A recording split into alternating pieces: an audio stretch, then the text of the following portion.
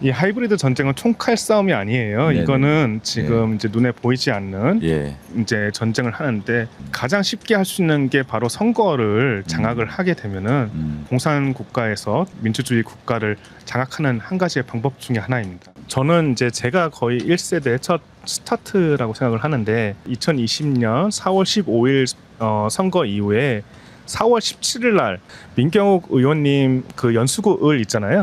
예, 거기서 사전 투표에서 관외 투표와 관내 투표 0.39가 나온다, 이상하다라고 하는 게 저의 첫 게시물이었습니다.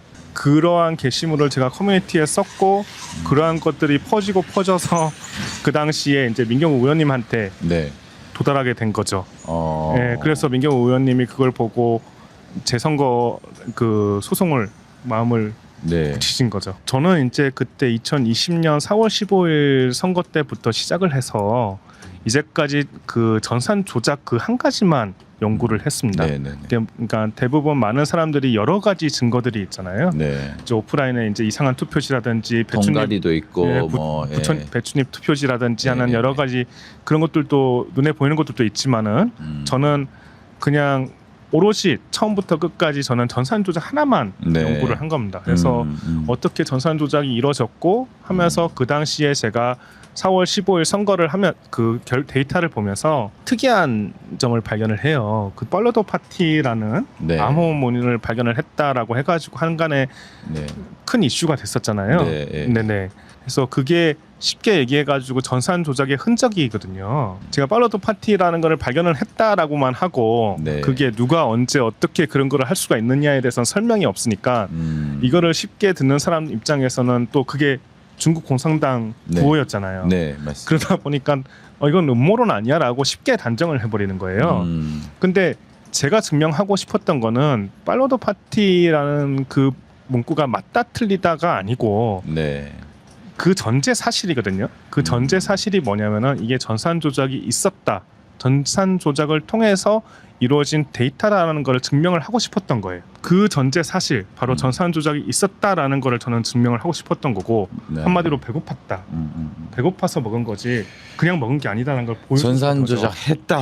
이거 그렇죠. 확실하다. 이게 중요하다. 그죠? 그렇죠. 예. 그거 하나를 하기 위해서 예. 솔직히 작년 말까지 해서 책을 3권을 썼어요. 해커의 지문과 네. 해커의 지문 발견기 그리고 해커의 100개 퍼즐로 이해하는 해커의 지문에서 책을 3권을 썼고 이번 단독 프로젝트가 4권째입니다. 근데 단독 프로젝트는 팔로더 파티의 내용이 아니에요. 단 한 줄도 팔로더 파티 내용은 안 들어가 있습니다, 네. 여러분. 그래서 기존에 해커의 지문 보시고 너무 머리 아프다 해서 안 보시는 분들이 있는데 예. 그런 수학적인 내용이 아니라 그냥 이거는 우리 선거 시스템, 인프라에 대한 이야기이기 때문에 네. 꼭 한번 권해드리고 예. 싶습니다. 이야기가 2001년 중국 단둥에서부터 시작을 합니다. 네. 그러니까 단둥이 어디냐면은 북한 신의주 옆에 있는 곳이거든요. 그 당시에 김대중 정부에서 남북 협작 사업으로 네. 북한에다가 통신망을 깔아주고 싶어서 와. 여러 가지 사업을 합니다. 와. 그 중에 한 일환으로 이거를 하게 되는데 예. 그때 이제 참여했던 기업이 아까 얘기했던 그 D사 거기에 발주하는 회사는 S사가 있습니다. 통신 회사죠. S사 하나밖에 없긴 한데 S사는 없긴 하죠. 3사 중에 S사죠. 그죠? 예, 그게 이제 그 통신사 3사 중에 S. 북한에다가 이제 그 통신 인프라를 깔고 싶어가지고 거기서 이제 중요한 거는 뭐냐면은 그 당시에 그 북한에 있는 평양 정보센터 PIC라고 하거든요. 거기에 있는 사람들이 그 하나 프로그램 센터에 파견을 나와요. 그 사람들이 뭐 그 김일성 대학이라든지 김책 그 공업대학이라든지 하는 그 엘리트들이에요. 예, 북한에 있는 프로그래머가 거기에 파견을 나와서 남한에 있는 이 IT 통신 기술과 소프트웨어 또 통신 장비를 같이 개발을 합니다. 그 이후에 이제 나쁜 짓을 많이 하게 됩니다. 네네. 이제 거기서 이제 그 교육을 받았던 사람들이 10년 동안 거기서 교육을 받거든요. 뭐 우리나라 소프트웨어에 대해서 많이 배우고 익히고 또 개발까지 하는데 문제는 소프트웨어뿐만이 아니라 통신 장비까지 같이 개발을 합니다. 그 이후에 저희가 이거를 문제 삼는 이유가 뭐냐면은 그 한 개의 통신 회사만 사용을 하는 게 아니라 SK, LG, KT 다 사용하는 거거든요. 공용으로 기업들이 사용하는 장비죠. 그 G폰이라고 해가지고 광 케이블이 있잖아요. 이렇게 전선이 있으면은 그게 빛을 데이터로 바꿔주는 역할을 하는 겁니다. 제가 아까 발견했던 그 팔로더 파티를 제가 이제 주장을 하면서 그 당시에 이제 2020년, 21년도에 민경욱 대표님이 이제 미국에 가서 백악관도 찾아가시고 또 시팩에 또 참가하시고 하는 그런 국제 공조를 받아내기 위해서 많은 노력을 하셨어요. 그때 저도 같이 한 일원으로서 거기다가 이제 리포트를 같이 쓰기 시작을 하면서 그게 어떻게 가능한지에 대해서 의심되는 우리나라 선거 시스템의 문제점, 그런 장비들, 그런 것들을 저희가 다 미국에 보냈습니다. 거기서 답변이 오게 되는데 여기서부터 되게 중요한 내용인데 한 번도 얘기를 안 했던 내용들입니다. 사람들이 잘 모르는. 지금 완전 단독이네요. 그렇죠. 네. 근데 미국에 사는 얘기가 제가 의심이 간다라고 얘기하는 그 D사의 통신 장비가 표준기술원에서 그 해킹이 된다라는 사실을 알고 2018년도에 이미 자기네들 그 리스트에 올라서 있다는 거예요. 그게 해킹에 노출이 됐다라고 이미 그 리스트에 등재가 돼 있다는 겁니다. 그 당시에 제가 그 문서를 보고 그냥 넘어갔어요. 왜냐하면은 저희가 선거 문제를 삼은 건 2020년 4월 15일이잖아요. 근데 그 이후 거기서 하는 얘기는 2018년도에 등재가 돼 있다라는 얘기는 2020년도에는 그 문제가 해결됐다라고 저는 생각을 한 거예요. 당연히 이 문제는 해결이 이미 됐을 것이다. 그래서 그 이후에 그 모델 말고 그 장비 모델 말고 그 다음에 다른 모델이 또 있는지에 대해서 추가적으로 한번 확인해 보자라고 해서 계속 연구를 했어요. 그래서 그때는 대수롭지 않게 넘어갔는데 그리고 계속 예전부터 네. 미국과의 공조 수사를 계속 추진해오고 있고 실제로 그걸 하고 계셨던 거네요. 그렇죠. 예, 그리고 지금도 더 강력한 그렇죠. 공조 수사를 그러니까, 지금 연결시키려고 하시는 거고, 그죠? 그럼요. 그러니까 저는 이 전산 조작 하나만 팔면서 그거를 갖다가 한국 내에서뿐만이 아니라 미국에다가 제일 처음부터 이제까지 계속 끊임없이 매년 이거를 리포트를 만들고 업데이트를 하고 계속 커뮤니케이션을 해왔던 상황이거든요. 그러면서 저는 솔직히 많은 압박도 없지 않아 있었어요. 그래서 저는 이제까지 유튜버도 아니고 인플루언서도 아니고 그거를 시작하면서 2020년부터 제 그 SNS 계정은 다 비공개로 다 차단했습니다. 왜 저를 드러내기가 위험해서. 그래서 저는 항상 이제 김미영 대표님이나 아니면은 민경욱 대표님이나 아니면은 일부 사람들 외에는 커뮤니케이션을 하지도 않았고요.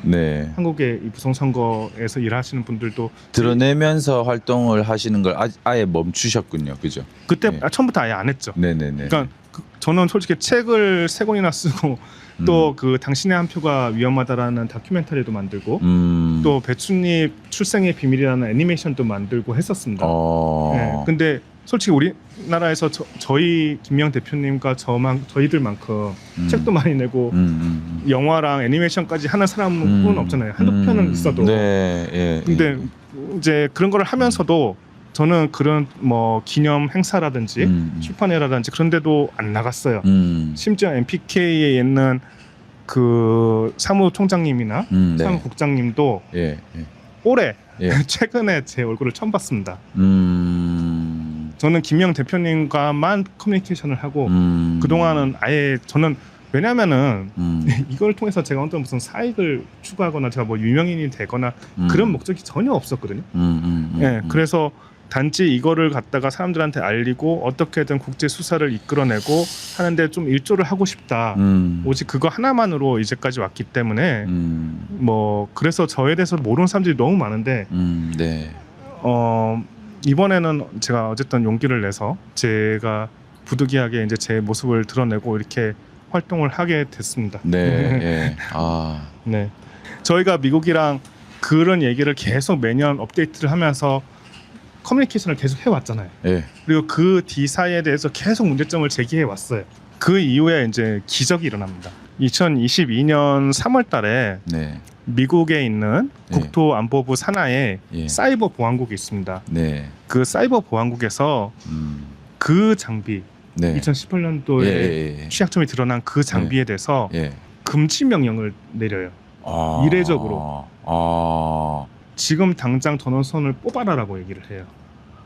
지금 한국 기업이잖아요. 그렇죠. 한국 기업인데 중국 뭐 화웨이도 아니고. 그렇죠. 한국 D사잖아요. 그렇죠. 근데 그거는 그래서 저는 거기 깜짝 놀라는 게 아니 이미 끝난 얘기 아니야? 했는데 네, 왜 예. 지금 와가지고 이거를 금지 명령을 내리지? 그러니까 그 예. 뜻이 뭐냐면 2018년도에 그거를 등재를 해도 2022년 3월달까지 그게 사용자는 사용을 하고 있다는 얘기예요. 그러니까 사용자라고 하면은 이 벤더사들인데 예를 들면 SK, KT, LG 이런 건데 네. 이게 한국뿐만이 아니라 전 세계에 그 당시에 기사를 보면은 그 미국에서 주장을 하는 거는 미국에서 주장을 하는 거는 100만 대가 노출이 돼 있다라고 얘기를 해요. 전 세계에. 예. 근데 이 D사에서 거기다 반박 기사로 내는 거는 아니다. 24만 대에서 25만 대야. 100만 대까지는 아니야라고 얘기를 해요. 네. 제가 이런 얘기를 하는 거는 그 사람들 입장도 제가 얘기를 해야 되기 때문에 네, 네. 그렇게 안 하고 일방적으로 얘기하면 또 잘못될 수가 있거든요. 그래서 이제 그 처음에 표준기술원에서 취약점을 등재를 했잖아요. 네. 근데 그 D사가 거기에 대한 반응이 뭐냐면은 그 제품은 9년이 지나서 단종된 모델이다 지금은 네. 현재 거기에 대해서는 그 자기네들이 보안 패치를 업그레이드를 못한다. 네. 옛날 모델이라서 공식적으로. 네. 그래서 그냥 그래도 사용자들한테는 그거 알려줄게라고 얘기를 해요. D사에서 그 사용하고 있는 사람들한테는 그 기업들한테는 알려줄게 이런 취약점이 있다라는 거. 이게 무서운 게 뭐냐면은 이 취약점이 그러니까 하웨이는 많이 보셨죠? 좁쌀만한 칩이 들어가 있잖아요. 눈에 보이는. 예. 그 칩이 통해서 백도어가 생기는 건데 그 예. 칩이 박혀 있는 그 예. 기계들은. 예. 근데 이 장비는 그런 칩이 들어간 게 아닙니다. 네. 그냥 평범한 기계예요. 네. 똑같아요. 아니 뭐 핸드폰 아니면은 뭐 이 통신 장비가. 예, 통신 장비라고 하면은 되게 광범위하잖아요. 그 이 G폰이라는 이 통신 장비인데, 네네네. 그러니까 우리 일반 가정에서 사용하는 라우터 같은 그런 개념이라 생각을 하시면 돼요. 라우터 같은 경우. 근데 이제 기업이 쓰는 더 다른 라우터들이죠. 얘네들이 말하는 그 취약점은 뭐냐면은 이런 좁쌀만한 칩이나 육안에 보이는 것이 아니고 네. 그냥 아무 없이 깨끗해요. 근데 여기다가 그 라우터에 접속하는 URL에다가 네. 이제 암호문을 넣는 거예요. 골뱅이 그 물음표를 하고 영어로 이미지 치고 슬러시하고 뭐 넣고 뭐 네. 이렇게 넣으면은 네. 백도어가 생기는 거예요. 들어갈 수 있는. 그냥 접속을 할 수 있는. 그 쉽게 얘기해가지고 아무것도 없는 벽에다가 예. 열려라 참깨 하고 암호문을 넣으면은 벽이 쫙 열리잖아요. 그것처럼 이게 그 URL에다가 그 암호문을 넣으면은 문이 열린다는 거예요. 와. 백도어가 생긴다는 거예요. 취약점이 그거 한 개뿐만이 아니라 또 하나가 있어요. 두 번째 취약점이 뭐냐면은 거기에다가 원격으로 조종할 수 있는 거를 넣을 수가 있다는 거예요. 그래서 한 번만 들어놨다 나오면은 그 장비는 원격으로 언제든지 운영할 수가 있다. 네. 그러니까 이거를 우리 선거에 만약에 대입을 한다면은 꼭 선거 기간이 아니라도 평상시에 거기에 라우터를 만약에 이 사람들이 원격으로 해놓고, 그러니까 한마디로 좀비를 만들어 놓은 거죠. 네. 그래 놓고서는 선거 기간에 그거를 작동을 시켜버리면 되는 거예요. 이게 외부에서 들어오는 게 아니에요. 그러니까 간단하게 생각해서 이제 우리가 보안을 강화시켜야겠다, 보안 장벽을 뭐 방어벽을 높여야 된다, 그런 주장을 많이 하시잖아요. 네. 그거는 전제 사실이 뭐냐면은 해킹은 외부에서 들어온다라는 거를 전제로 하는 얘기예요. 근데 지금 이 장비에 대한 이 취약점은 외부에서 나오는 장비가 아닙니다. 내부에 이미 들어와 있는 거예요. 그래서 외부 장벽을 쌓아도 아무리 좋은 방어망을 쳐도 또 선관위가 가장 많이 주장하는 내부 통신망과 외부 통신망을 분리를 해놔도 네. 이미 내부 통신망 안에 들어와 있는 거예요. 와. 네. 근데 이 장비는요, 여러분 오해를 하지 마셔야 되는 것 중에 하나가 선거 중앙선관위 서버에 있는 장비가 아닙니다. 거기에는 서버에 있는 장비는 아니에요. 네. 이게 선거 인프라에 있는 장비예요. 그래서 예를 들면은 투표소라든지 개표소라든지 그리고 선거철만 되면은 수백 개 만드는 그 임시 사무소들, 네. 그런 것들이 내부 통신망에 다 연결이 되거든요. 그러니까 그런 데는 이 장비가 다 들어간다는 거예요. 그러니까 충분히 가능하다. 우리나라에는 수천 개가 있고요. 어쨌든 미국에서 그렇게 했는데 걔네들은 옛날 모델이기 때문에 그런 이유로 어쨌든 공식적인 보안 패치는 거부를 한 겁니다. 그래서 2018년부터 2023년도까지 그거는 노출이 돼 있었던 거죠. 그 해커들의. 그래서 심지어 어떤 기사 내용을 보면은 해커들의 놀이터다. 그 장비가 그런 말까지 나와요. 한국의 D사가. 그만큼 취약한 점이 있었는데 그 사이에 무슨 선거가 있었냐면 우리나라 2020년 4월 15일 선거가 있었고 미국의 그해 11월 달에 대선이 있었죠. 네. 근데 윤석열 대통령이 언제 당선됐었어요? 기억나세요? 몇 년이었죠? 예, 예. 2022년 3월에 당선됐습니다. 다 2020. 아까 제가 그 장비가 언제 중단된다 얘기했죠? 2022년 3월이요. 예. 그러니까 아, 같은 달이에요. 그러니까 그러면 제대로 그걸 활용을 못했을 그게 아니라 수 있다는 얘기인가요, 그게? 아니요. 근데 그게 되게 중요한 부분이에요. 이게 핵심인데 와, 봐봐요. 소름 쫙 오죠. 예, 소름 돋았어, 소름 돋았어. 사용 금지 명령이 떨어진 게 2022년 3월 31일이에요. 정확하게 얘기하자면 윤석열 대통령은 2022년 3월 6일 날 당선이 되셨습니다. 예, 예. 그 윤석열 대통령이 먼저 당선이 됐잖아요. 이 사실이 제가 이제 미국 트럼프 캠프나 그쪽에서도 엄청난 쇼킹한 일이었어요. 왜냐하면은 그 전까지 우리가 전산 조작에 대해서 주장을 하면은 여러 가지 주장이 있지만은 쉽게 생각해가지고 예를 들면 51대 49로 이렇게 만들어 놓는 거예요. 세팅 값을.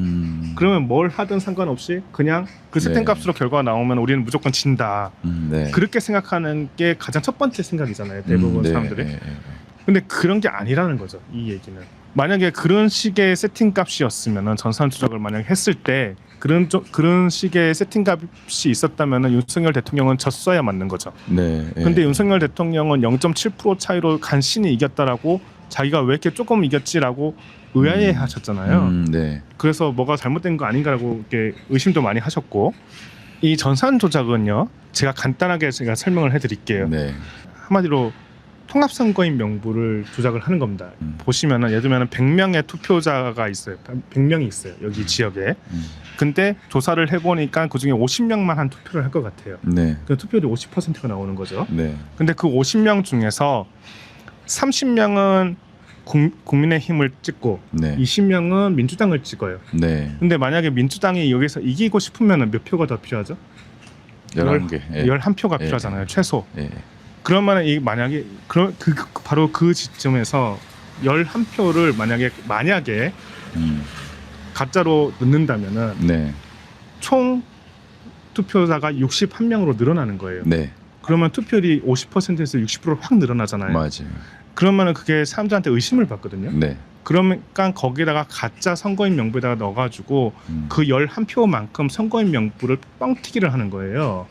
죽은 사람이 투표하게 만들 수도 있고 뭐 여러 가지 방식들을 네. 통해서 예. 선거인 명부에 손을 댈 수밖에 없는 거예요. 예. 근데 그렇게 해서 그 11표를 부풀리기를 하는 거죠. 근데 그거를 미국과 한국에서 이 당일 선거에 대해서는 그걸 못 해요. 왜냐하면은 선거인 명부가 사전에서 그게 넘어오잖아요. 네. 넘어와서 이미 픽스가 돼서 누가 사전 투표를 했는지가 이미 픽스가 되잖아요. 네. 그러니까 이 작업을 만약에 한다면은 네. 선거인 명부가 확정되는 그 시점에부터 시작을 해야 되는 거예요. 그러고 나서 사전 투표가 있고 그 다음에 당일 선거가 있는 것인데 네. 그래서 사전 투표에서 예. 왜냐하면 사전 투표에서는 이 통합 선거인 명부가 전산적으로 이루어진다고 하지만은 그걸 육안으로 볼 수 없거든요. 예. 네? 그러니까 거기다가 만약에 조작을 한다면은 전체 계속 만약이라고 얘기를 합니다. 네. 그래서 만약에 이제 한다면은 그 사전 선거에서 이 투표율을 높여야 되는 거예요. 네. 높이는 것만큼 그래서 그 사전 선거를 독려해야 되네요. 그죠? 그렇죠. 그래서 거기서 사람들이 거의 막 2배 가까이 늘어났었잖아요. 사전 투표하는 그 투표율이 2배 네. 이상 늘어나게 되면서 네. 2020년 이후로 더 많이 늘어났고 하게 되는 것인데 그래서 얘네들이 전산 조작을 해도 그 사전 선거 미국에서는 그 우편 투표 그 안에서 한계가 있구나. 조작을 해도 네. 그걸 안 거예요. 윤석열 대통령이 당선되는 걸 보면서 예. 미국 트럼프 캠프에서도 이 전산 조작을 하더라도 예. 뭐 100% 51대 49 이게 아니고 그런 예. 주장이 아니고 예. 이 사전 선거 자기네들 우편 투표에서만 한계적으로 이게 이루어질 수가 있겠구나. 이게 통합 선거인 명부가 핵심이구나라는 걸 그때 깨닫기 시작을 한 거야. 그거 전산 조작을 하더라도 이게 한계가 있기 때문에 그 이상 더 득표를 하게 되면 이길 수 있다라는 희망이 생기는 거예요. 그렇잖아요. 만약에 51대 49라는 픽스된 그 전산 조작을 하게 되면 희망은 없는 거거든요. 그렇게 되면 그냥 그 선거는 보이콧을 하는 게 맞아요. 그렇잖아요. 근데 그게 아니라 이게 그런 식의 조작이 단순한 조작이 아니라 이런 식으로 한도가 있다 보니까 그 이상 이기면 되겠구나 해서 그 다음 해에 있는 그 트럼프 캠프에서 캐치프레임으로 Too Big to League가 나오는 겁니다. 와. 이해가 되세요? 그러니까 윤석열 대통령이 Too Big to League로 이기는 걸 보고 미국에서 Too Big to League로 슬로건을 한 거거든요. 그렇죠. 와. 더 이기면은 이길 수 있다라는 희망을 가져다 준 게 그 사건인 거예요. 와, 그리고 그러니까 박지원 변호사님이나 황교안 대표님, 민경욱 의원님이 당일 투표해야 된다고 한 게 맞는 거죠. 그럼요. 그러니까 우리도 어쨌든 당일 이번 6.3 선거에서도 그러니까 사전 투표 독려하는 거는 이거 안 된다. 다 부역하는 쪽이라고 봐도. 그러니까 우리가 얼추 맞춘 거죠. 그게 이렇게 우리가 감시를 많이 했잖아요. 네. 여기저기 감시를 많이 하고 또 막 하다 보니까 하는 사람 입장에서는 이게 힘든 거예요. 이번에 6.3 선거에서도 보면은 아니 세상에 사전 투표 용지는 200배를 만들어 놓고 네. 당일 투표는 50%를 만들었다는 게 말이 됩니까? 말이 안 되는 거잖아요. 그렇죠. 근데 당일에 그만큼 사람들이 많이 나올 줄을 몰랐던 거예요. 자기네들 네. 예상했던 것보다. 이게 Too Big to League 이거를 또 모르시는 분이 있을 수가 있어요. 그러니까 릭이 이제 사기 친다는 거고. 그렇죠. 그러니까 속이는 거죠. 이제 사기 치는 것보다 더 크게 이겼다. 예. 더 크게 이겨라. 예. 상대방이 10표를 가짜표를 넣으면은 예. 우리가 15표, 11표 이기면 된다. 예. 그거거든요. 거기에 대한 희망을 준 게 바로 2022년 3월 아. 사이버 보안국의 금지 명령입니다, 여러분. 와. 왜냐면 거기서 확인이 필요했던 거예요. 제가 봐서는 이게 장비를 이례적으로 4년이나 시간을 두고 이걸 내버려 뒀잖아요. 근데 그것도 알리바바의 40인 도둑처럼 네. 그 암호문은 그 도둑밖에 모르는 거예요.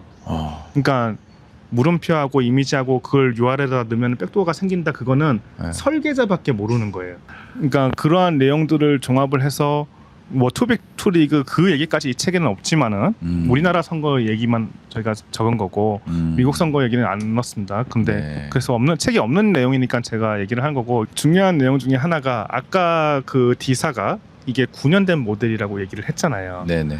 근데 제가 왜 자꾸 그 중국 단둥에 있는 북한 프로그래머들을 자꾸 언급을 하냐면은 이게 2018년도에 9년 전 모델이라고 얘기를 하는데 네. 2018년에서 9년 전이면은 2009년입니다. 그러니까 이 제품이 2009년에서 2010년도에 만들어졌다는 얘기예요. 그러니까 그때는 이 D사가 그 중국 단둥 하나 프로그래머 센터에서 이 북한 프로그래머들이랑 같이 개발을 하고 있었던 그 시점이거든요. 그 당시에 아까 얘기했던 그 40인의 도둑 그 설계자들 네. 그 사람들이 예를 들면 중국 그 프로그래머들이 그 취약점을 알고 있을 가능성이 높다는 거죠. 그리고 이 미국에서는 이거는 제 추론이지만은 네. 이런 암호문이나 취약점을 발견할 수 있었던 이유 중에 하나가 네. 어떤 해커를 잡은 거예요. 이제 방화벽은 다 쌓여져 있는데 어떤 해커가 들어와 있어서 걔를 잡아서 너 이거 어떻게 들어왔어? 라고 물어보니까 아 여기다가 이 장비를 통해 가지고 이 암호문을 넣으면 들어올 수 있습니다 라고 자백을 한 거예요. 네. 그렇게 해서 잡아낸 것이 아닌가라고 저는 추론을 하는 거예요. 그러니까 미국에서도 그 장비가 출시된 지 9년 만에 알게 된 거예요. 그 사용 금지 명령은 아까 2022년 3월에 금지 명령이 됐으면은 네. 그러면 그 이후에는 뭐 괜찮은 거 아니야? 지금은 괜찮은 거 아니야? 라고 얘기를 해야 되는 거예요. 근데 그 이후에 이제 윤석열 정부가 그거를 이어서 이제 수사를 계속하게 되죠. 그 수사를 계속하게 되면서 국정원이랑 우리나라 경찰청이랑 또 미국에는 FBI, CIA, 법무부 해가지고 한미 합동 6개 기관이 네. 공동으로 그 김숙희에 대한 보고서를 냅니다. 2023년. 그 내용의 핵심이 뭐냐면은 기존까지 김숙희라는 이 해커 조직은 사조직으로 알고 있었어요. 사조직으로 알고 있었는데 그때 처음으로 전 세계 최초로 이게 합동 보고서가 나오면서 이 김숙희가 북한 정찰 총국 산하에 조직이다라는 거를 확정을 내려버려요. 처음으로. 와, 네. 네. 아, 근데 그 정찰총국 산하의 조직이라는, 그러니까 한마디로 그 하나 프로그램 센터를 관리했던 그 상부가 정찰총국이었거든요. 결국에는 그게 위상 거점이고, 그 정찰총국 산하의 위상 거점이라는 리포트가 나오고, 그 밑에 그 같은 조직에 이 김숙희가 같이 맞다. 이 김숙희가 맞다라는 보고서가 나오는 거예요. 이게 2011년도까지 하나 프로그램 센터가 운영이 됩니다. 근데 2012년도부터 그 김숙희라는 해커가 나오기 시작을 해요. 출연을 해요. 몇 년부터요? 2012년부터. 그러니까 11년도에 하나 프로그램 센터가 종료가 되고 나서 다음 해부터. 그 바로 다음 해부터 김숙희가 처음 등장을 합니다. 김숙희는 미국이 발견한 건가요? 아니요, 그 러시아가 발견을 했죠. 아, 네, 러시아가 처음에 카스퍼스키라는 보고서를 통해 가지고 2013년도에 공식적으로 확인을 합니다. 그래서 그 카스퍼스키 보고서를 보면은 그 김숙희라는 아이들이 걔네들 해킹하는 수법이나 그런 것들을 다 추적을 해요. 그러면서 그 IP까지 추적을 하는데 네. 그 IP가 그 중국 단둥에 위치하더라. 지린성과 단둥에 주로 위치한다라는 그 보고서가 나오게 되거든요. 근데 그때까지만 해도 이게 북한 산하에 있는 북한 해커라는 얘기는 없어요. 그 보고서에는. 그래서 그냥 사조직으로 알았던 거죠. 네. 그게 중국 해커인지 북한 해커인지 몰랐지만 한국말을 어설프게 하는 애들이다 라는 것까지만 나온 거예요. 그 북한 해커라는 거, 김숙희가 북한 해커라는 것을 밝혀낸 건 누군가요? 바로 윤석열 정부에서 아까 말씀드렸던 그 6개 합동기관에서. 아, 윤석열 정부에서 그렇죠. 그걸 밝혀낸 거예요. 미국과 합작해서. 그렇죠. 윤석열 정부에서 와. 처음으로 그 조직이 이 정찰총국 산하 조직이라는 거를 확정을 내립니다. 그러니까 기존까지는 그냥 일반 사조직이었던 게 얘네들이 이제 중국 단둥에 활동을 하고 막 그런 걸 다 알겠지만은 네. 누군지 몰랐거든요. 네. 근데 알고 보니까 그게 결국에는 북한 네. 소속 애들이구나라는 거를 확인을 하게 되는 거예요. 네. 그래서 이제 윤석열 대통령이 하는 게 뭐냐면은 방첩사에다가 네. 사이버 수사를 할 수 있도록 법 개정을 합니다. 와. 네. 아, 너무 멋지다. 네. 소름 돋는다. 그렇죠. 그리고 법 개정을 하고 이 김숙희라는 애들이 우리나라를 주로 타겟을 하면서 싱크탱크나 정부 기관들을 턴다. 그리고 중국산 장비, 하웨이라든지 중국산 장비 그런 것들을 통해서 주로 해킹을 많이 한다라는 보고서가 올라오게 돼요. 네. 그래서 그걸 보고 그 윤석열 대통령께서 국정원에다가 네네. 의뢰를 해요. 네. 우리 지금 정부에 사용하고 있는 통신 장비가 네네. 중국산이 얼마나 있는지 네네. 확인을 해라. 위험할 수도 있으니까. 그래서 정부 실제로 그 기사가 다 있습니다. 와. 확인을 해가지고 국정원에서 한 1만 대 정도가 있습니다라고 확인을 하는 거예요. 1만 대. 잠깐 잠깐 중국산 놓쳤어요. 하웨이 장비가. 아, 윤석열 대통령이 그러니까 이 중국산 장비를 확인을 해라. 예. 통신 장비가 우리나라 국정원에다가 예. 우리 정부 있잖아요. 정부 기관들의 통신 장비가 중국산이 얼마나 깔려져 있는지 확인을 해라. 왜냐하면 얘네들이 이걸 자꾸 턴다고 하니까 그걸 통해서 윤석열 대통령님이 그렇죠. 국정원에다가 의뢰를 한 거죠. 얼마나 깔려 있는지 보라. 네네네. 그래서 그 1만 대가 깔려 있다고 국정원에서 확인을 해줘요. 그러면은 대통령 입장에서 그 다음에 해야 될 게 뭐예요? 당연히 보안 점검을 해야 되잖아요. 네. 그러면은 그 장비가 그런 게 깔려서 있는 건 오케이. 한 번에 다 뺄 수는 없잖아요. 예. 그 1만 대라는 게 적은 숫자도 아니고. 예. 아마 그 LG U+가 사용하는 장비들도 꽤 있을 거고 할 텐데 예. 그 장비를 뜰 거예요 아마. 근데 그 보안 점검을 해서 모든 그 정보 그 보안 점검을 다 합니다. 다 하지만 선관위는 안 한다고 해요. 선관위는 안 한다고. 와. 거기서 그 시점에서 안 한다고. 자기네들은 독립기관이기 때문에 그거 안 하겠다라고 얘기를 하는 거예요. 그러니까 점검 들어왔는데 거절해버린 거죠. 아니, 보안 점검을 좀 해라라고 하니까. 그래서 국정원에서 뭘 발표를 하냐면은 네. 선관위 너네 김숙희한테 8번 털렸어라고 기사가 나와요. 와. 확인을 해준 거잖아요. 김숙희가 선관위를 8번 털었다.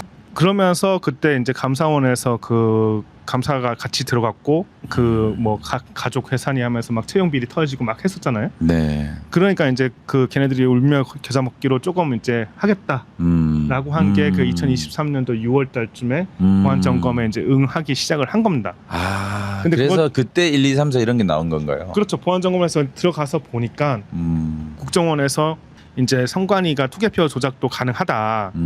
뿐만이 아니라 더 중요한 거는 통합선거인 명부를 마음대로 조작할 수 있더라 와. 라는 그 발표가 나오는 겁니다. 그래서 솔직히 거기서 다 확인을 다 해준 거예요. 투개표만 조작을 하는 게 아니라 네. 이 선거인 명부까지 왜 확인을 한 거냐면은 얘기했잖아요. 아까 그 미국 선거라든지 저희가 이제까지 주장했던 그 내용이 이 통합선거인 명부를 손을 대야만 가능한 일이거든요. 네. 그러니까 통합선거인 명부에 이제 죽은 사람을 넣을 수도 있고 없는 사람을 넣을 수도 있고 투표한 사람을 안 한 사람을 만들 수 있고 한 사람을 안 한 사람으로 만들 수도 있고 뭐든지 다 가능하다라는 내용이 공식 문서로 발표를 합니다. 제 뇌피셜이 아니에요. 네. 그런 내용을 다 확인해 준 것만으로도 이미 윤석열 정부가 할 거는 다 한 거예요. 와. 솔직히. 그렇네요. 네. 벌써 다 드러내 줬는데. 네네. 근데 문제는 그거를 갖다가 국힘에서 써야 되는데 그걸 안 하고 정치가 죽인 겁니다. 한마디로. 정치가 이걸 뭉갠 거예요. 근데 이거를 어쨌든 윤석열 정부는 그렇게 해서 선관위의 전체 서버를 다 열어보고 싶었고 그 통합선거인 명부를 밝혀내고 싶다, 열어보고 싶다고 끝까지 노력을 하신 겁니다. 여러분. 그래서 와. 그 두 가지가 제일 중요한 거예요. 윤석열 대통령님이 사실 그 부정선거를 이미 사실은 거의 다 내셨네요. 그렇죠. 예, 근데 예, 그러니까 결국에는 그 주장이 맞았다. 그리고 놀라운 거는 뭐냐면은 아까 2022년 3월달 윤석열 대통령이 취임하셨던 그 달에 이게 사용 금지가 됐잖아요. 이 장비에 대해서. 네. 그 장비뿐만 아니라 더 있다. 더 있다는 거죠. 한마디로. 심지어 국정원이 발표하는 2023년 10월 11일 날 그걸 발표를 하게 되는데 그 바로 이틀 전에 또 텁니다. 해커가. 와. 그래서 그 KBS에서 그거를 단독 보도를 그 다음에 2월 달에 하게 되는데 그 날짜를 보면은 국정원에서 발표하기 바로 이틀 전에 네. 그 선관위 직원 컴퓨터에 있는 모든 내용을 다 다크웹에다 올려버리거든요. 그러니까 그 말은 뭐냐면은 해커 입장에서 니네들이 국정원 데려와가지고 보안 점검을 해도 난 언제든지 들어올 수 있어라고 보여주는 거예요. 도발을 하는 거예요. 도발. 그리고 또 한 가지가 뭐냐면은 국정원이 그렇게 보안 점검을 하고 발표 날을 조율을 해서 발표를 하잖아요. 네. 그거는 내부자밖에 모르는 내용이었어요. 그렇죠? 네. 그 발표하기 전까지 언제 발표할지 아무도 몰라요. 근데 그거는 내부자가 그 해커한테 알려줬다는 얘기인 겁니다. 그 스케줄에 맞춰서 어떻게 그걸 해킹을 해요. 그 내부자가 누군가가 그 스케줄을 알려줬기 때문에 그렇게 발표를 해킹을 해서 다크웹에 올릴 수 있는 거지. 그거를 보여주는 거예요. 그걸 도발을 한 거라고요. 해커가 니네는 아무리 그렇게 해도 우리는 언제든지 들어올 수 있다라는 걸 보여주는 거예요. 너희들 위에 있다. 그렇죠. 와. 얘들이 뭐 하고 있는지 다 알고 있다는 거죠.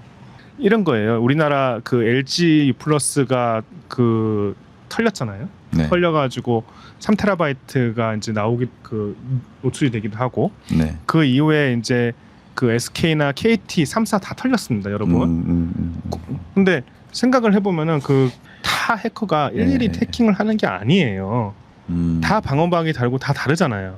근데 그걸 어느 세월에 그걸 다 뚫고 앉아 있어요. 공통으로 사용되는 뭔가가 있다는 거죠. 네네. 오근호 대표님이 주장하시는 게 좀 있더라고요. 근데 그 USAID의 자금을 A웹이 받지 않았다, 다 사기다, 그렇게 주장을 하면서 사람들을 이렇게 얘기하시는데 오근호 대표님 그거 아닙니다. 제가 정리를 해드리자면은 USAID가 코이카에다가 그 지원금을 줍니다. 그러니까 USAID라는 거기 미국 그 자금이 그 코이카에 주는 이유는 개발도상국에다가 선거 지원이라든지 그런 펀드를 하기 위해서 그 사업을 같이 하거든요, 코이카와. 그래서 USAID 돈이 코이카에 가는 것이지 A웹에 바로 직통으로 가는 것은 아니에요. 맞아요. 그 지점은 맞지만은 그 코이카는 ODA 사업을 통해서 또 A웹에다가 그 사업을 하도록 만들었는데 문제는, 저희가 지적하는 문제는 이겁니다. 그 A웹은 국제 단체가 아니에요. 국제 단체가 아니고 마치 국제 기관처럼 이렇게 나오지만은 그거는 세계 선거 협의회라고 사단법인이에요. 그 국제 기구가 아니라고요. 아, 국제 기구 아니에요? A웹은 국제 기구 아닙니다. 예. 그런 그냥 모양새를 하고 있는 거예요. 사단법인이. 예? 근데 그런 사단법인이 어떻게 코이카의 ODA 사업을 할 수 있느냐? 이거는 그 세계 선거 협의회 그 지원 법률 아니라고 국회에서 만들어준 겁니다. 이 그 A웹에다가 이런 ODA 사업을 할 수 있도록 권한을 준 거예요. 근데 그것 자체가 말이 안 되는 거거든요. 왜냐하면 이런 거예요. 그냥 여기 송파구에서 국대 떡볶이에다가 맛있는 식당 사업할 건데 하세요 하고 그냥 지금 돈을 주는 거예요. 그 나라에서 그냥 네. 개인 사업자, 개인 기업 네. 혹은 사기업에 그냥 돈을 그냥 퍼주는 거죠. 그렇죠. 이게 말도 안 되는 예. 거. 근데 오근호 완전 편파적인 거. 예, 그렇죠. 근데 그런 문제점. 아니 근데 그러니까- 사단법인인데 선관위에서 만든 게 A웹 아닌가요? 그러니까 성관위에 있는 직원들이 가서 그냥 일을 하는 거죠.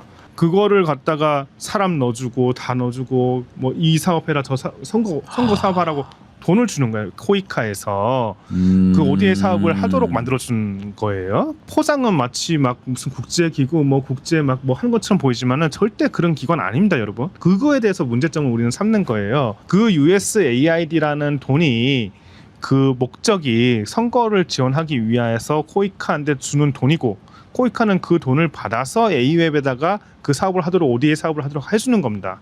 그 지점을 이제 바로 잡고 싶고요. 그래서 단지 그 USAID가 마치 A웹에다 직접 돈을 안 준다. 그래서 그건 사기다. 그렇게 얘기를 하시면 안 되는 거예요. 우리가 문제점을 삼아야 되는 지점은 문제점을 삼아야 되는 거고. 그러니까 송파구에서 예를 들면은 국대 떡볶이 보고 저기에 강원도에 국대 떡볶이가 떡볶이 집이 없으니까 가서 사업하세요 하고 돈 주는 거랑 똑같은 거예요. 네. 그러니까 그건 말이 안 되는 거잖아요. 사기업한테. 그러니까 그런 사단법인에 대한 그런 구조적인 문제는 우리가 계속 문제 제기를 해야 되는 거고 그거는 고쳐야 되는 문제입니다. 두 번째로 문제는 그 중앙선관위가 그 중앙선관위 선거연수원에 외국인 숙소가 있어요. 네. 근데 그 외국인 숙소를 그냥 사용하도록 해주는 겁니다. A웹에. A웹에다가 그거를 A웹의 교육장으로 쓰기도 하고 그 숙소로 쓰기도 하고 그렇게 해주는 거예요. 그냥 사기업인데 그냥 내용은 선관위랑 한 몸처럼 움직이는 거네요. 그것도 엄청난 예. 특혜인 거죠, 솔직히. 네네네. 그런 건 특혜 아닌 특혜인데 네네네. 거기에 이제 그 A웹에 어떤 직원이 있는지 그 외국인이 누군지 우리는 모르잖아요. 그 보안 점검이 안 되잖아요.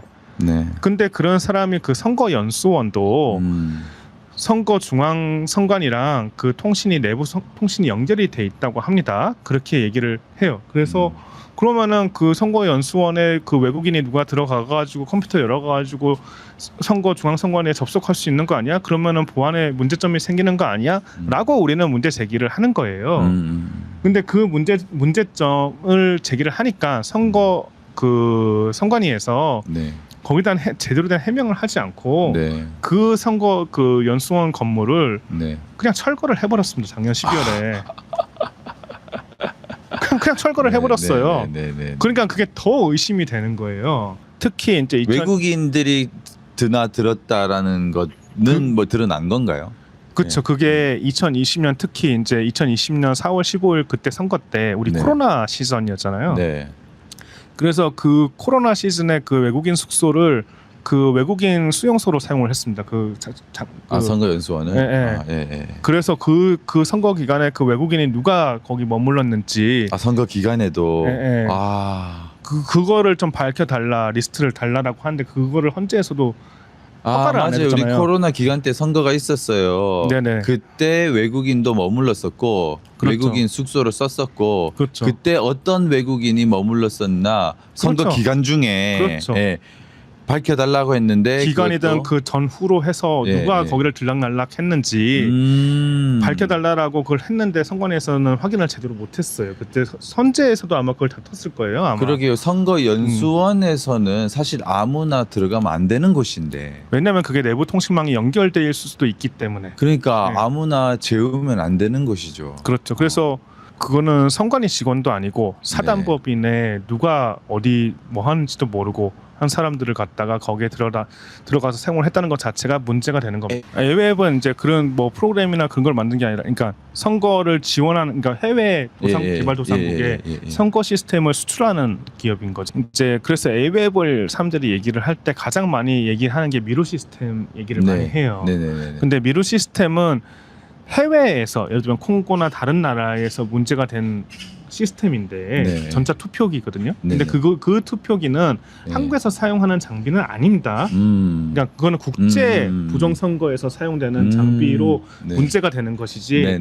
한국 우리가 일반 투표소나 거기서 사용하는 장비가 아니에요. 그러니까 미루 시스템이 납품하는 거는 뭐 계수기라든지 뭐 다른 장비가 있는데 그거는 전혀 다른 장비고 그래서 그거는 구분해서 얘기를 해야 되는데 마치 미루 시스템이 국내 선거를 막 뭐 이렇게 하는 거 아니냐라는 식으로 주장하는 것은 잘못된 것이다. 네네네. 그거는 외국에서 문제가 되는 부분에 대해서는 구분해서 좀 우리가 주장을 해야 된다는 거예요. 저희가 솔직히 A웹이라는 그 단체에 대한 문제점을 처음 제기를 한 게 제가 2020년 그때 그 국제 보고서를 쓰면서 네. 처음 문제 제기를 했어요. 예. 그래서 그 당시에 이제 A웹이 지원한 그 개발도상국들이 중국의 1대1로랑 겹친다. 그러니까 A웹의 문제점을 최초 제기한 분이 로이킴이십니다. 이게 개발도상국의 선거를 지원한다고 했는데 그 개발도상국들이 부정선거가 다 일어난 거예요. 네네네. 그래서 우리나라 부정선거랑 콩고, 키르기스, 많죠. 또 뭐 이라크, 네, 이라크 여러 가지 나라들이 많은데 네네. 그런 것들이랑 우리나라랑 좀 비교를 해가지고 걔네들이 어떻게 대처를 했는지도 알고 싶고 또 어떻게 그 부정선거에 대한 결과가 어떻게 됐는지 또 국제 공조는 어떻게 이뤄냈는지 특히 이제 콩고 같은 경우에는 국제조사단이 가서 쓴 리포트가 큰 영향력을 발휘를 했단 말이에요. 그래서 국제 공조단은 뭐 어떤 나라들이 참여한 건가요? 그게 WFD라는 단체에서 그걸 참여를 했고 네네. 거기서 이제 저희도 그런 데서 그런 거를 얻어낼 수 있지 않을까. 네네네. 그런 국제조사단이 오면 좋겠다라는 취지로 제가 처음으로 그 A웹이라는 단체에 대해서 파악이 시작한 거죠. 제가 이제 그 커뮤니케이션을 했던 이제 트럼프 캠프에서 네. 이제 이 콩고 같은 이제 국제조사단을 꾸리는 이제 여러 가지 방법도 서로 고민도 많이 했었고요. 네. 그 방법을 찾고 찾으면서 이 A웹에 대해서 더 많이 알게 됐습니다. 근데 그 돈을 쫓아가다 보니까 네. 그 코이카라는 돈이 결국에는 USAID에서 그런 국제 이 지원 사업을 같이 하는구나. 네. 그래서 이게 유엔을 끼고 같이 사업을 하는 거거든요. 빌 게이츠 재단과 같이.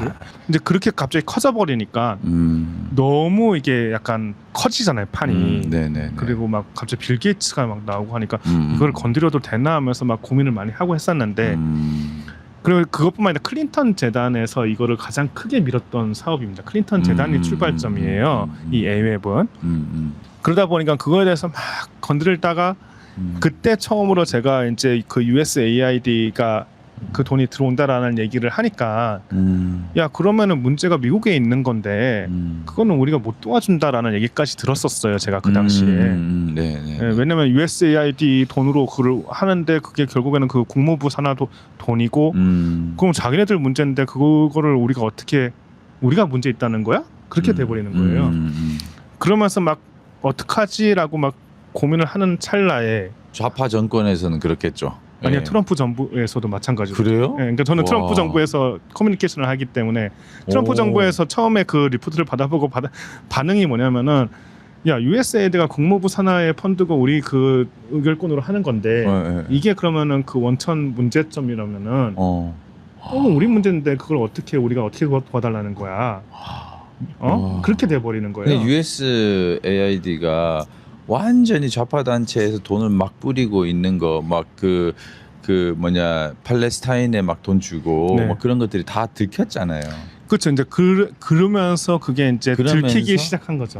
그 들키기 전에는 그러니까 일기 때 네. 트럼프 일기 때 얘기를 하는 거예요. 옛날 2021년, 22년. 그러니까 그 USAID가 완전 좌파 공산주의 쪽으로 이제 이렇게 막 돈을 주고 있다는 것이 들키기 전에. 그렇죠. 예, 그러면서 거기에 이제 종합적으로 그 펀드가 어떤 문제가 있는지 이제 미국에서 트럼프 캠프에서 이제 조사하기 시작을 한 거죠. 그래서 이기가 시작하자마자 그거를 깨부순 거예요. 그걸 끊어버린 거예요, USAID를. 근데 폐쇄시켰잖아요. 그러니까요. 예. 그러니까 그런 트럼프가. 성과들이 예. 있었던 거예요, 이제까지. 그러니까 솔직히 지난 6년 동안 제가 처음 주장하기 시작했을 때부터 이 D사의 통신 장비가 문제 있다. 결국 그 사용 금지 명령까지 왔었고, 네. 그 A웹에 대해서 문제가 있다 해서 얘기했던 USAID도 폐쇄가 됐고, 이기가 시작하면서.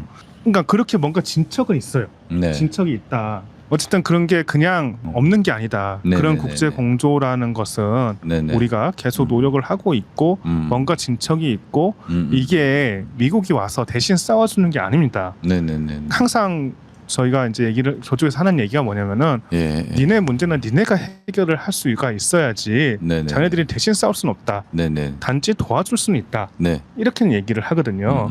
근데 이제까지 그들은 도와주고 있어요. 근데 단지 우리가 그거를 제대로 싸우지 못해서 하는 거예요. 그래서 저는 이제 올해부터 이제 그 이번에 이제 CPEC 갔다 오고 이렇게 하셨잖아요. 그거를 이렇게 보면서 이 스펙트럼이 넓어지는 게 보이거든요. 국제 공조에서는 네네. 프랭크 방사님도 이렇게 섭외를 하시고 이렇게 스펙트럼이 넓어지는 건 우리한테 좋은 거다. 그래서 네. 그걸 최대한 살려야 된다라고 저는 생각하고 맞아요. 그 A웹에 대한 구호는 우리는 자유대로 해야 된다. 걔네들의 문제점은 존재해요. 그 문제점에 대해서 우리가 잘 주장을 하고 네. 이제 그렇다고 너무 전면에 내세울 필요는 없고 왜냐하면 국내 선거 문제랑은 조금 맞아요. 예, 그러니까 좀 다르기 때문에. A웹은 원래 서브였어요. A웹은 국제 예, 부정선거를 사람들 이제 부정선거에 대해서 깨우는 것이 메인이고, 그렇죠. 그리고 여기에 있는 사람들이 각자가 이걸 그냥 조곤조곤 알리고 있었던 거예요. 네네. 그런데 A웹을 말하지 말라고 막 이렇게 탄압을 했어요. 예, 그러니까 얘들이 그냥 오는 사람 설명해 주고 있었던 청년들이 막 못하게 하니까 돈은 더 해야죠. 이렇게 하는 거예요. A웹으로 막 쫓아내는 그러니까. 거예요. 예, 예. 그게 막 구호로 막 만들고. 그러니까 요즘에 예. 노노노도 유행이잖아요. 그러니까 뭐 노 하지 말라고 하니까 사람들이 더 노노노노 하면서 하는 것처럼 예, 예, 예. 스타벅스 가지 말라고 하면 스타벅스 더 가고 싶잖아요. 맞아요. 그 한미 공조 성적이 내려 이러니까 이상하다 쟤네들. 그러니까. 이렇게 되면서 막 더 들고 이렇게 되는 거죠. 예. 그래서 그런 거는 그러니까 국힘 사람들도 그런 것도 하나의 이제 우파의 스펙트럼 중에 하나니까 그걸 넓힌다라고 생각을 하고 서로 같이 어쨌든 부정선거에 대해서는 국내 부정선거에 대해서는 같은 목소리를 내고 또 국제 목소리를 낼 수 있는 사람들은 국제 목소리를 내고 해가지고 그 스펙트럼을 넓혀 가야 된다. 아무리 좋은 명분이 있어도 이게 정파 싸움이나 막 그런 식으로 가게 되면은 그 명분은 절반으로 줄어들거든요. 네. 예, 그래서 우리끼리는 최대한 어쨌든 다 품고 가면서 이제 좀 더 분별력 있게 이제 나가야 된다. 그리고 확실히 국내 선거 문제에 대해서는 오늘 어쨌든 전산 조작에 대해서 어느 정도 이게 개념이 딱 생겼죠. 와, 저 머리 터진 줄 알았어요. 근데 신변에 좀 위험도 있고 해서 미국 망명도 제안을 받으셨던 건가요? 네, 제안도 받고 실제로 미국에 가기도 했습니다. 미국에 실제 가서 이제 보기도 하고 했었는데 비자도 받아보고. 네네네. 거기서 저를 봤던 분들도 꽤 있어요. 우남 네. 네트워크의 네네네네네. 분들도 많이 뵙기도 했고. 네네네네. 근데 이제 저는 이제 부정선거랑 싸워왔던 이유가 뭐냐면은 이 대한민국을 사랑하기 때문에 그 애국심으로 저는 이거를 한 거고. 그렇게 뭐 한국을 버리고 망명까지 할 정도면은 이미 떠났고 이런 싸움을 할 필요가 없거든요, 저한테는. 그래서 그리고 무엇보다도 지금 원래는 김미영 대표님이랑 저랑 이제 같이 이 일을 하면서 네. 원래는 김미영 대표님께서 지금 나오셔야 되는데 못 나오시는 게 현재 암투병 중에 있습니다. 그래서 이 책에 대해서 실질적으로 그 가장 잘 아는 사람은 이제 김미영 대표님 말고는 저밖에 없다고 생각을 하고 제가 이제 대신 나와서 어쨌든 활동을 해야겠다라는 결심을 하게 된 겁니다. 그 지금 이제 6.3 선거 이후에 이제 민주당이 나가려고 하는 그 목표가 솔직히 제가 봐서는 이제 전자투표를 도입을 하기를 원하는 것 같아요. 민주당 이재명 정부는. 왜냐하면은 지금 불거진 이제 기표 문제라든지 투표지 부족 문제 그리고 이송 문제 그리고 그 공무원들 선거 때마다 동원하는 동원 문제 그런 것들이 불거질 때마다 이제 저쪽 그 공무원 노조에서도 그렇고 김민석이나 이재명이 한 얘기가 전자투표를 대안으로 마련하자라고 얘기를 하거든요.